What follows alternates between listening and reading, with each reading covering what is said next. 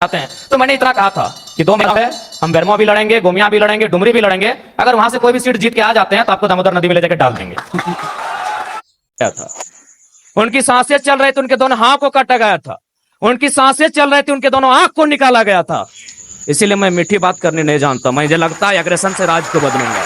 क्या जानते हैं आप झारखंड राज्य को महोदय? एग्रेशन मतलब आप क्या जानते हैं झारखंड राज्य को? हम उस राज्य से आते हैं जहां एक सांसद ने सीने में 12 गोली खाई थी। हम उस झारखंड से आते हैं जहां MP member of parliament Sunil Mahato ने 1 2 3 4 5 6 7 8 9 10 11 12 गोली खाई थी सांसद ने। क्या सुनने में अच्छा लगता है, तब आप झारखंड को नहीं जानते हैं। झारखंड हमने बनाया है भैया।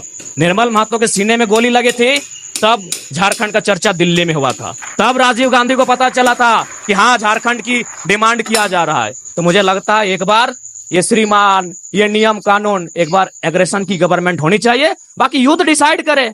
मेरा जो व्यवहार है, फॉलो अप के मंच में भी मेरा यही व्यवहार है। पसंद लगे वोट कीजिएगा, ना लगे इग्नोर कीजिए। बोल रहे हैं सुनने में अच्छा लग रहा है, आप बोल रहे हैं नहीं, सुनने में नहीं। आप तब झारखंड राज्य को नहीं समझते हैं सन्नी जी। मैं बोल रहा हूँ एग्रेशन। नहीं, आप नहीं समझते हैं झारखंड राज्य को। मैं एग्रेशन सुनने में अच्छा नहीं लगता, यही रियलिटी है। एग्रेशन मतलब यही है, कठोर डिसीजन, त्वरित कार्रवाई। आज कार्रवाई किस पे होती है? एक ठेला पे काम करने वाला है, तुरंत कार्रवाई होगी। एक मजदूर है, पुलिस तुरंत कार्रवाई करेगी। आपकी कार्रवाई उस समय काहे नहीं होती है? जब बड़े बड़े लोग आपकी गिरफ्त में आते हैं, बड़ी बड़ी मछलियां जाल में फंसती हैं, क्यों कार्रवाई नहीं होती? हम लोग आते हैं तो छोटा रहे या बड़ा रहे, जो गलत रहेगा उस पर कार्रवाई होगी। एग्रेशन का मतलब है कॉर्पोरेट से कोई भय नहीं। एग्रेशन का मतलब है अमीरों के चंदे से पलना नहीं। एग्रेशन का मतलब होता है निडर होके, निष्पक्ष होके झारखंड के मुद्दों पे बात करना, झारखंड के मुद्दों के समाधान करने के लिए प्रयास करना।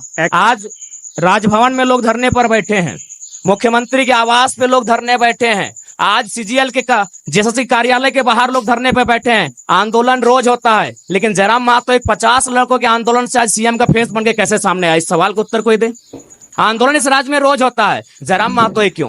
क्योंकि मैंने उन मुद्दों को टच किया, मैंने उस मुद्दों पे बात किया जो झारखंड की जरूरत थी, जिसपे झारखंड बात करना चाहता था। साफ शब्दों में झारखंड चाहता था कि बिल्ली के गर्दन में घंटी बांधी जाए, पर बांधेगा कौन?